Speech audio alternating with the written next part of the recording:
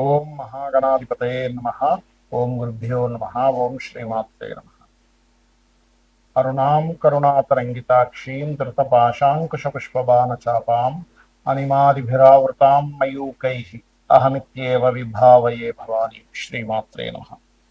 ప్రేక్షకులకి ఆ లలితాంబిక అమ్మవారి యొక్క అనుగ్రహం పరిపూర్ణంగా కలగాలని స్ఫూర్తిగా కోరుకుంటూ మనం ఈరోజు చాలా మంది ఈ యొక్క దోషాలని ఉన్నాయని చెప్పి తెలుసుకొని ఊతగా భయపడిపోతూ ఉంటారు. చాలా సింపుల్గా రూపాయి ఖర్చు లేకుండా మీరు ఇంట్లోనే ఉండి ఎలా చేసుకోవాలి, లేదు మేము సంపన్న పరులము అనుకుంటే ఎటువంటి పూజాది కార్యక్రమాలు మీకు మీరుగా చేసుకోవడమో లేకపోతే ఎవరినైనా పురోహితులను పిలిపించుకొని చేసుకోవడం ఎలా చేసుకోవాలి అనేటువంటి విషయాలని ఇప్పుడు మనం చెప్పుకోబోతున్నాం. అవి ఏమిటి అంటే, ఎందుకంటే చాలా మంది అడిగారు నాకు ఈ 5 అంశాలు ఒకే దాంట్లో కలిపి చెప్పండి, ఒక్కొక్కటి విడిగా కాకుండా. అందుకని నేను చెప్తున్నాను. ఒకటి, సర్పదోషం. చాలా భయపడిపోతుంటారు. దీనిలో కాలసర్పదోషం అంటుంటారు, కానీ కాలసర్పదోషం జన్మజాతకానికి అప్లై చేయకూడదు. దేశకాల గోచారాలకి ఇది ఎక్కడా లేదు, పరాశర దీంట్లో గుర్తుపెట్టుకోండి. ఇక రెండవది మాతృ పితృదోషాలు, అంటే 3 అయ్యాయి. 4వది దేవతా శాపాలు, 5వది స్త్రీ శాపము. ఇప్పుడు ఈ స్త్రీ శాపం ఎలా వస్తుంది, వీటన్నిటికీ ఏమిటి అనేటువంటి విషయాలు చెప్తుంది నేనైనప్పటికీ కూడా చెప్పిస్తుంది సాక్షాత్ వెళ్తామవారిగా భావిస్తూ ఒక్కొక్క లగ్నం గురించి డీటెయిల్గా నేను మీకు చెప్తాను. అలాగే ఎండింగ్లో అసలు జాతకమే లేని వాళ్ళకి ఎటువంటి సిమ్టమ్స్ ఉంటాయి, ఆ సిమ్టమ్స్ని బట్టి మీకు ఇది ఉంది అని అర్థం చేసుకుని మీరు ఎలా చేసుకోవాలని కూడా చెప్తాను. సింహ లగ్నానికి సింహరాశికి కనుక చూసుకున్నట్లయితే ఇక్కడ ఈ లగ్నం ముఖ్యంగా రవి అధిపతి. మీకు మీ యొక్క రవి గనక మీ లగ్నాధిపతి వెళ్ళి రాహుతోనో శనితోనో కొంచెం పాపగ్రహ సంబంధాలతో ఉంటే దాన్ని సర్పదోషం లగ్నానికి కనెక్ట్ అయింది అంటాం. అలాంటప్పుడు మీరు ఇబ్బంది పడే దేంట్లో వస్తుంటుంది సింహలగ్నం వారంటే, ఒకవేళ ఇలా పాడైతే పాడవకపోతే ఏముంటుంది, మంచి లాయల్గా లైఫ్ అద్భుతంగా ఉంటుంది. పాడైతే ఇక్కడ రాజకీయాల్లోకి ఎంటర్ అయ్యి ఇబ్బంది పడటము, మంచి పేరున్నటువంటి మీకు సొసైటీలో ఏంటిరా బాబు ఈ గోళ, నేనేమో మంచి నేమ్ అండ్ ఫేమ్ ఉంది, నేను పోతే ఇట్లాంటి వాటితో నేను ఎదుర్కొంటున్నాను ఏంటనేటువంటి ఫీలింగ్ ఏర్పడము, అనవసరంగా ఇంకోళ్ళ కోసం మీరు వెళ్ళి అక్కడ వాళ్ళకేదో మీరు హెల్ప్ చేద్దామని మీరు ఇబ్బంది పడటం లాంటివి జరుగుతుంటాయి, ముఖ్యంగా సర్పదోషం ఉన్నప్పుడు సింహలగ్నానికి. మరి దీనికి ఏమిటి? ఒకటి, సూర్య బలం పెంచుకోవడం, సూర్య నమస్కారాలు చేసుకోవడం. సూర్యుడు ఏ గ్రహాల ద్వారా పాడయ్యాడో ఆ గ్రహ దానాలు కానీ దీపారాధన కానీ చేయాలి ఆ గ్రహాల దగ్గర. ఇక మీకు ముఖ్యంగా మాతృపితృ దోషాలు ఎలా ఏర్పడతాయి? ఒకే గ్రహం ఇచ్చేస్తుంది డైరెక్ట్గా మాతృపితృ దోషాలని. ఒకటి ఏంటంటే, జనరల్గా అందరికీ రవిరాజు పాడైతే పితృదోషాలు ఏర్పడతాయని చెప్తూ ఉంటారు, కానీ మీకు మాతృకారకుడు పితృకారకుడు ఇద్దరు కూడా కుజుడే అవుతాడు. కావున ఈ కుజగ్రహం గనక పాడైంది అంటే గనక మాతృపితృదోషాలు రెండు కూడా వచ్చేస్తాయి, మీకు అందులో ఎటువంటి సందేహం లేదు. అప్పుడు ఏం చేయాలి?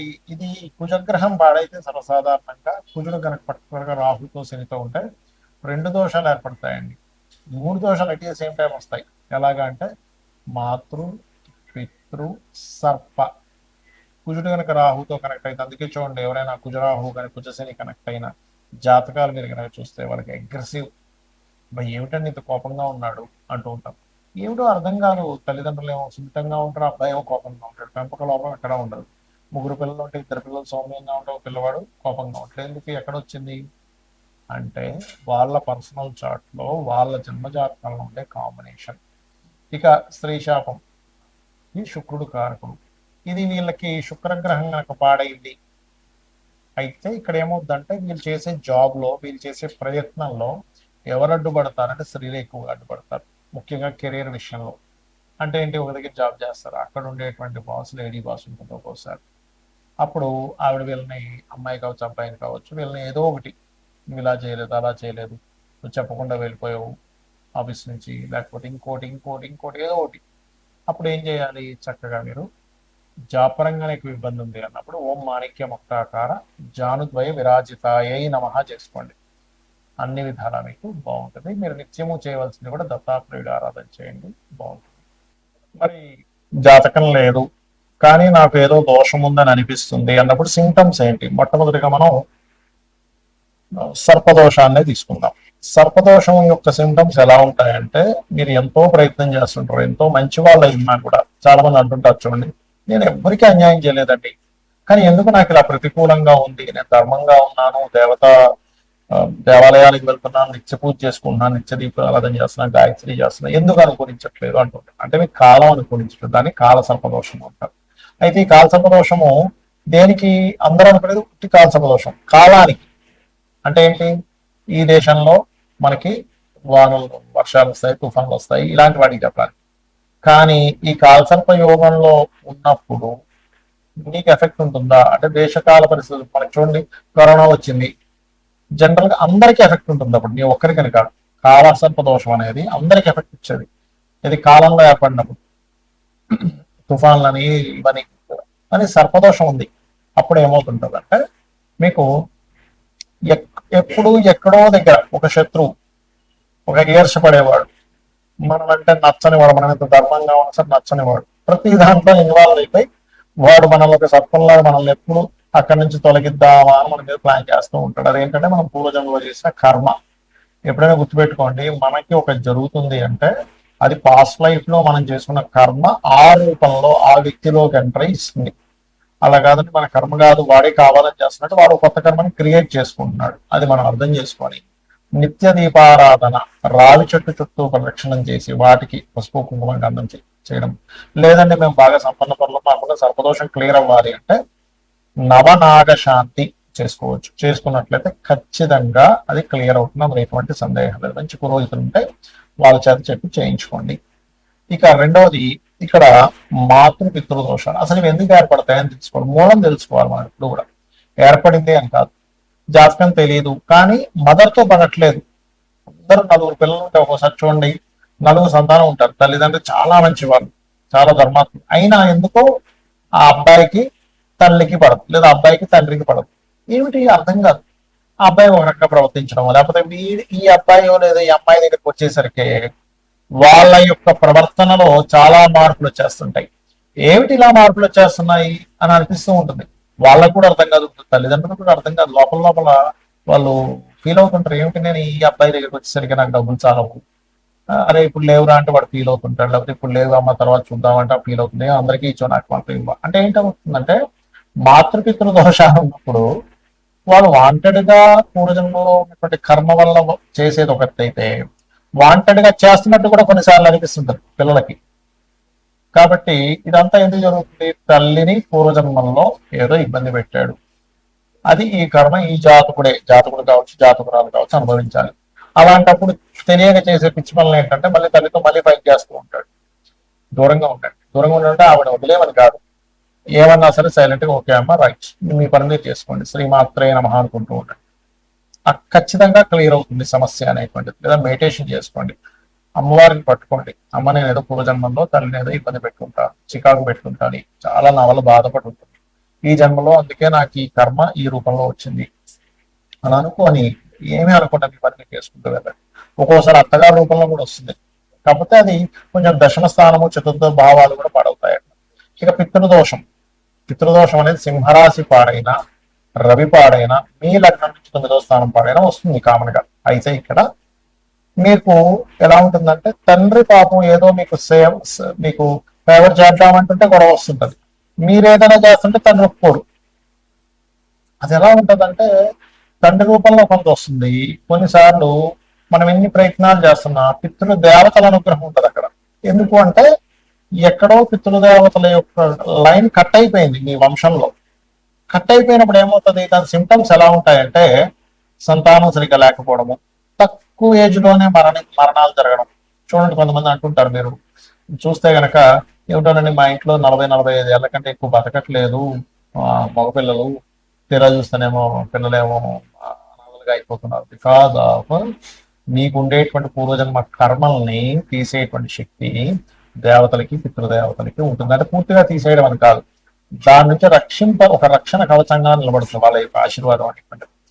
కాబట్టి ఇక్కడ ఏమవుతుందంటే ఈ యొక్క కాంబినేషన్స్ ఎప్పుడైతే ఇలా ఉన్నాయో మీకు ఇబ్బంది వస్తూ ఉంటుంది. అప్పుడు కూడా ఏంటి, తండ్రితో ఫైటింగ్ చేయడం, తండ్రి ఏదో ఇవ్వకపోవడం, నలుగురికి ఒకలాగా మీకు ఒకలా చేయడం, ఇలాంటివి జరుగుతూ ఉంటాయి. ఎందుకంటే అక్కడ నుంచి దోషం ఉంది, యోగం లేదు. ఇక్కడ మనం అర్థం చేసుకోవాల్సిన విషయం ఏంటంటే అక్కడ దోషం ఉంది, యోగం లేకపోవడం వల్ల దోషం వల్ల రావట్లేదు, యోగం ఉంటుంటే వచ్చేది అని మీరు అర్థం చేసుకోవాలి.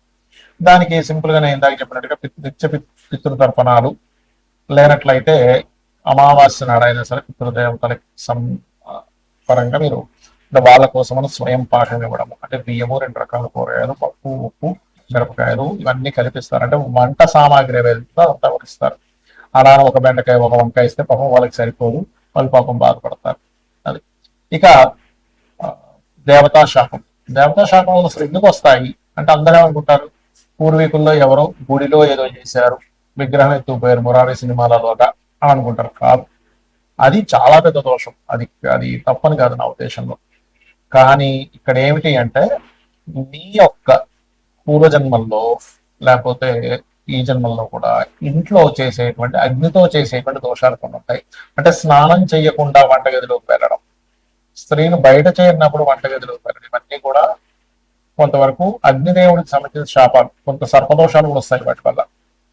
అలాగే దేవతా సంబంధించినటువంటి విషయంలో చూడండి, కొన్ని ఎన్విరాన్మెంట్ డిపార్ట్మెంట్స్ లో ఉంటూ అక్కడ సొమ్ముని తినేయడం, లేకపోతే దేవుడు మాన్యాన్ని అంటే దేవుడు అంటే భగవత్ సంబంధించిన ఆలయానికి సంబంధించిన భూములు ఉంటే వాటిని జాగ్రత్తగా వాళ్ళు కైవసం చేసుకుని వాటిని వాడేసుకోవడం, అది చాలా పెద్ద దోషం.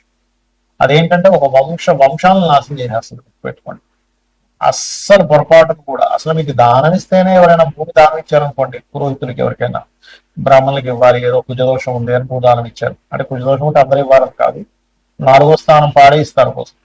అప్పుడు ఆ తీసుకున్నటువంటి బ్రాహ్మణుడు, పురోహితుడు ఎవరైతే తీసుకుంటే, పురోహితుడు అనుకోండి ఇంకోటి గాయత్రి చేయాలి. కొన్ని లక్షల కోట్ల గాయత్రి చేస్తే గానీ అది బరాయించే శక్తి రాదు. లేనట్లయితే ఏమవుతుందంటే, అది ఎన్ని రేణువులు ఉన్నాయో అన్ని జన్మల నరకం అనుభవిస్తారట.